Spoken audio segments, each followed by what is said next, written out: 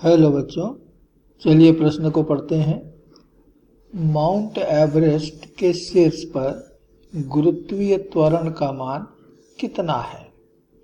Mount Everest संसार की उच्चतम चोटी है जिसकी ऊंचाई 8,848 मीटर है। समुद्र की सतह पर जी का मान 9.80 मीटर प्रति वर्ग सेकंड है।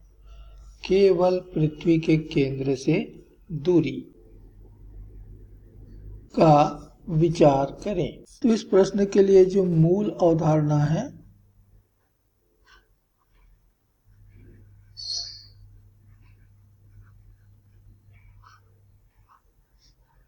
वह है गुरुत्वीय त्वरण,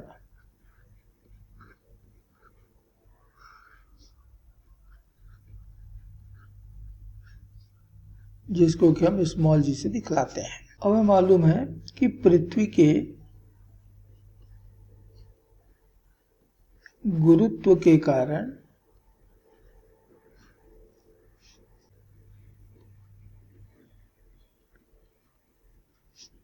उत्पन्न त्वरण को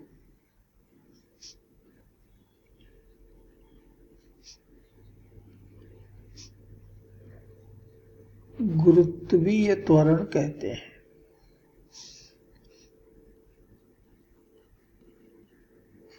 अब हमें भी ज्ञात है कि पृथ्वी के सतह पर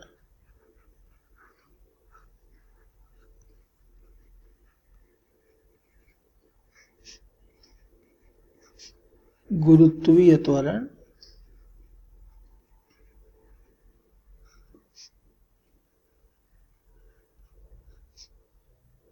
जी बराबर दी जाती है gm/r का वर्ग। यहाँ m पृथ्वी का द्रव्यमान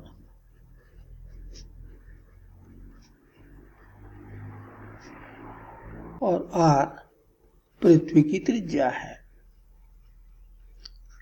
और जी तो हम जानते हैं, ये सार्वत्रिक गुरुत्वीय नियतांक है। तो ये हमारी पृथ्वी है, इसका केंद्र मान लो O पर है, त्रिज्या r पर। तो इसके सतह पर हमने कहा गुरुत्वीय त्वरण g है, जो कि दिए गए सूत्र से प्राप्त होता है।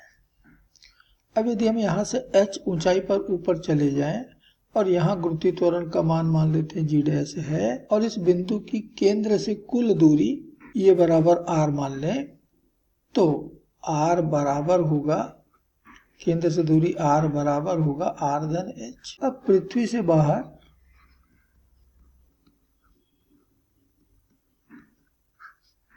केंद्र से r दूरी पर गुरुत्वीय त्वरण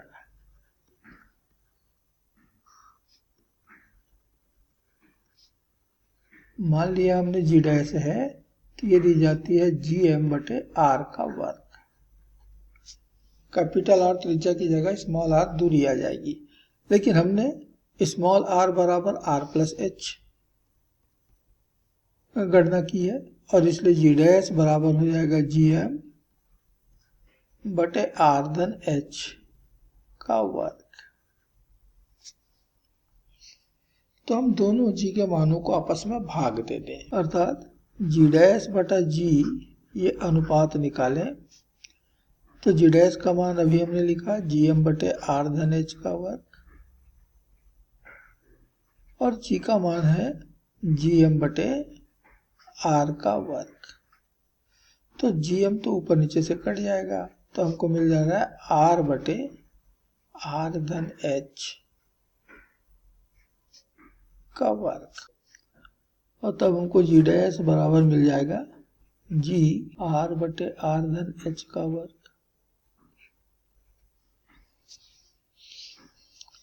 अब हमको मालूम है कि r पृथ्वी की त्रिज्या ये बराबर होता है 6,400 किलोमीटर, अर्थात 6,400 गुणित 10⁻³ मीटर।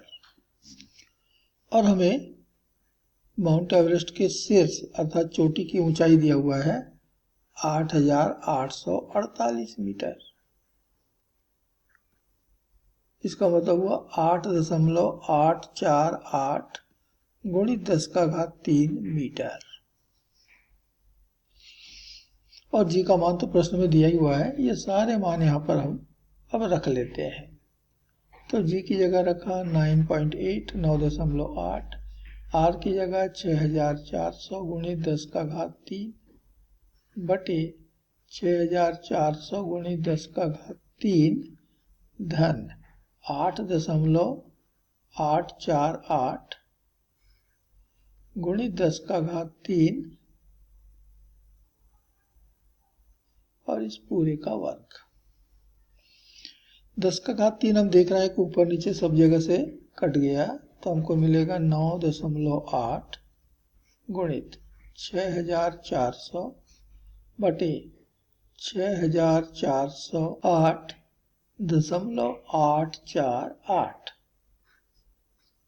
का वर्ग। अब इसे हल करने पर हमें प्राप्त हो रहा है 9.773 मीटर प्रति वर्ग सेकंड।